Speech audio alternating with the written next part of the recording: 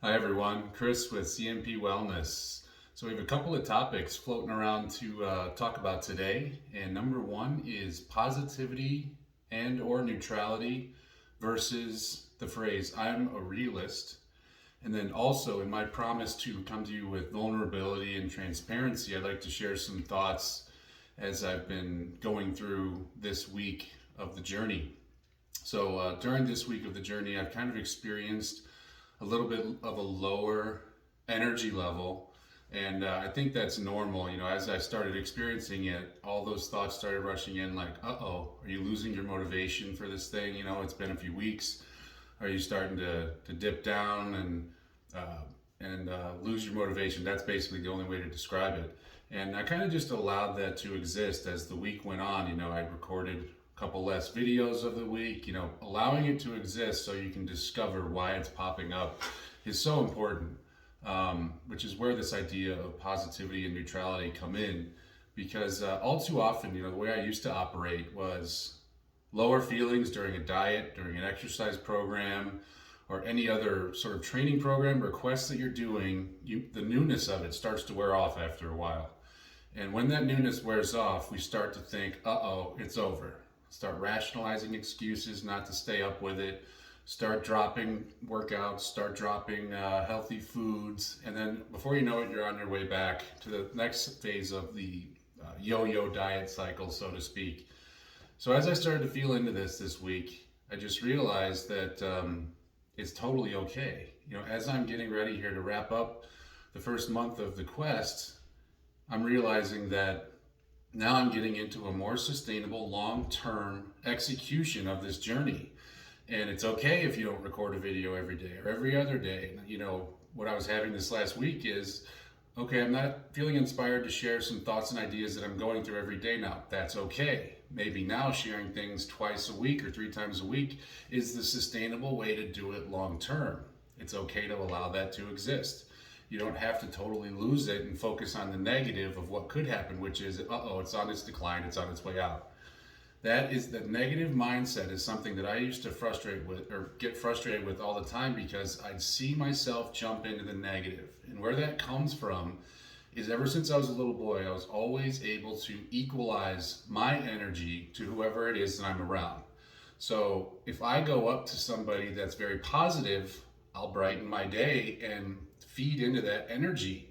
If I go around somebody that's being negative, in order to make them feel better, I'll come down to their level and embrace that negativity with them to try and comfort them and validate why it is they're feeling negative. And I used to consider myself quite masterful at that until I realized that all I was doing was depleting myself. I wasn't being true to who I am on the inside by equalizing to other people's energies.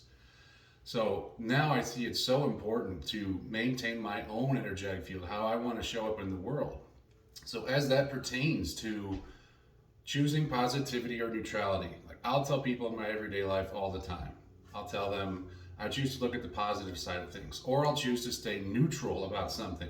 So now when somebody comes to me with that negative mindset and they want me to go there with them, I'll just stay neutral about it. Allow them to be in that place because there's nothing wrong about that.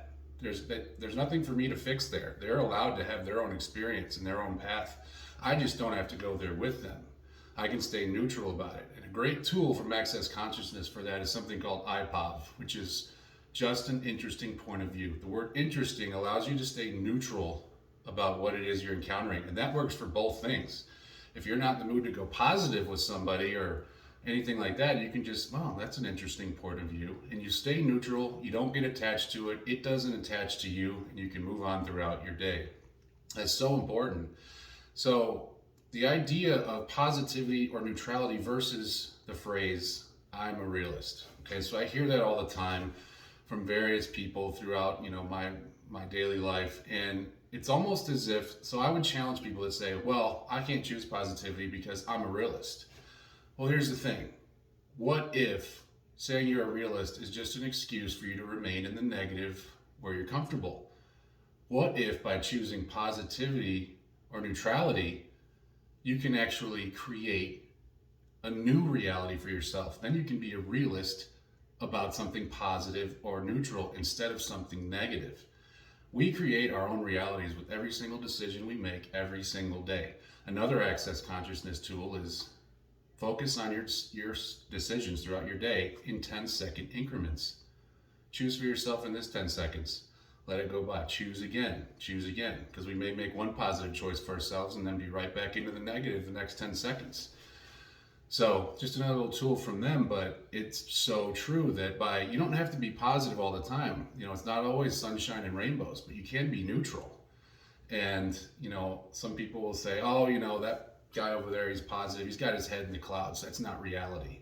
But what if it's possible to have your head in the clouds with your feet firmly planted on the ground, grounded in your positivity or your neutrality, and the negative is still there? We live in a world of polarity where there's positive and there's negative. They both have to exist. So we just allow that to exist, but we don't have to choose it for ourselves day after day, second by second, all the time. Don't resign yourself to a negative mindset just by saying, I'm a realist. That doesn't validate sitting in negativity all the time. So this became very clear to me last night when Meg and I had over some of our closest friends and their 3 young children. And it's always so refreshing to see them. I love them dearly. They're our family. And just watching their 3 children that are under 10 years of age is so heartwarming. And as I've been having these thoughts all week, just watching them in every split second, choosing to be joyful, choosing to have fun in the moment, it's something that we as adults do not allow ourselves to do on a regular basis. We're too busy. We got jobs. We got responsibilities. We need to make sure those children are provided for so they can act that way. But what if I told you, I don't believe that has to be. We don't have to deny ourselves joy and happiness just because we have responsibility. It's okay to choose both. Do you think those children that are having joy in the moment and happiness stop to say, I can't have this because I'm a realist? Absolutely not. They don't even think about it. They choose that joy and happiness for themselves every second with whatever's in front of them. It's present moment awareness at its best. So when I'm thinking about that today, as I'm cleaning up a kitchen counter, I'm thinking, wow, as much as we are teachers to our children, they are just as much masterful teachers to us as well. So I'm incredibly grateful for that experience. Every time I'm around them, I am so inspired to revert back to seeing joy in every moment of every day, positivity and neutrality as opposed to negativity, while allowing it to exist. And with that motivation, I will continue on this personal journey. And I'm just so grateful to be here still. And I'll continue to share these videos, and I look forward to seeing you in the next one. Have a great day, everyone.